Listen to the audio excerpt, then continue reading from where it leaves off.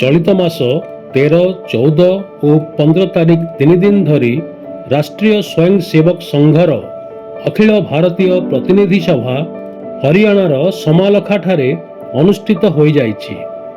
संघ एवं विविध क्षेत्र संगठन रु 1438 जन प्रतिनिधि एही सभारे जोग देइथिले। सभारे ओडिशारू 46 जन प्रतिनिधि उपस्थित थिले।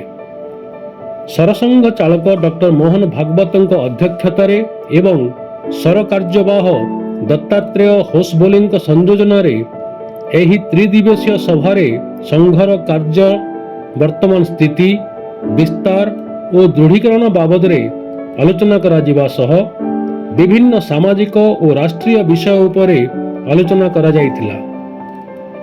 संघ शताब्दी पालन अवसर में सारा देश में 3,90,000 ग्राम और सहरांचल 31,500 बसतिर प्राय 10 कोटी परिवार सह स्वयंसेवक माने संपर्क करिसेंती।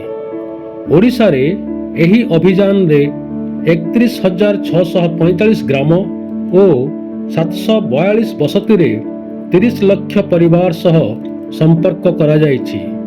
संघर विगत 100 वर्षर कार्य संपर्क में अवगत कराइबा सह देश हितरे कार्य करिबा पई संपर्क करा जाइछि। ए संपर्क में आरएसएस र पश्चिम प्रांत मुख्य डॉक्टर सनातन प्रधान सूचना दैछंती। प्रति वर्ष मार्च मास रे यार अखिल भारतीय प्रतिनिधि सभा बैठक हुए वर्ष को थरे इंटरनेशनल एबीपी विद्या भारती एमती मोर देन 50 ऑर्गेनाइजेशन सब स्वयं सेवा जो करिसंती से सब संगठन मानकर अखिल भारतीय जो प्रमुख सभा तो सेति पई किछि योजना नियाइतला। ए जो शताब्दी वर्ष रे 2025 रु 26 विजयादशमी भितरे आमे पूर्व संपर्क करिबा।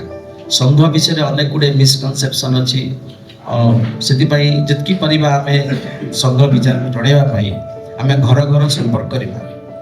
सो से दृष्टि स्वयंसेवक माने सारा देश रे 3,90,000 गाँव को एवं सहरांचल जो विभिन्न बसती अच्छी 31,500 को संपर्क करते पाखापाखि 10 कोटी परिवार को संपर्क कर संघ स्वयंसेवक माने एवं एथिरे ओडिशा रे 31,645 ग्राम एवं 742 बसती प्राय 30 लाख परिवार को संपर्क कर संपर्क उद्देश्य रास्ते किसी साहित्य नहीं एवं संघ कौन काम कर सब जन आ देश हित में केमती आम समस्ते मिलित भाव में काम करवा से संबंध में आलोचना कर संघ बर्तमान 5टा जिनिस को विशेष गुरुत्व दौचे।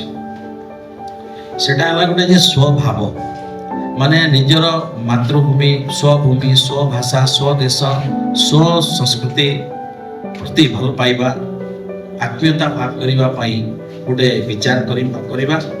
द्वितीय जिन नागरिक कर्तव्य माने आमे समस्त जो माने भारतर नागरिक अच्छी आमे समस्ते जे जोठी जोठी अच्छी निजर कर्तव्य को केमते ठीक भाव में संपादन करवा देशर नियम कानून को आमे मानिबा एवं समस्ते ठीक भाव में चलवा से प्रकार गोटे वातावरण निर्माण करबा भाई। आ गोटे होछि जे परिवार प्रबोधन वर्तमान समाज रे आमे देखुचे परिवार माने हमर भारत रे धीरे धीरे न्यूक्लियर परिवार जे बड़ बड़ परिवार सब कलानी एबे परिवार मध्य सब जगह विभिन्न प्रकार अशांति ए प्रकार सब होछि माने विभिन्न प्रकार होछि।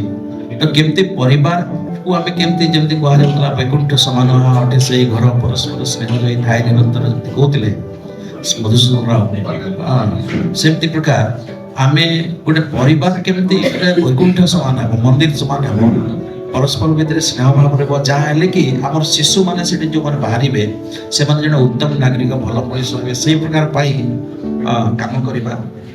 आ गोटे है समाज परिवेश पर्यावरण सुरक्षा। राष्ट्र सर्वोपरि राष्ट्र प्रथम सदा सर्वदा।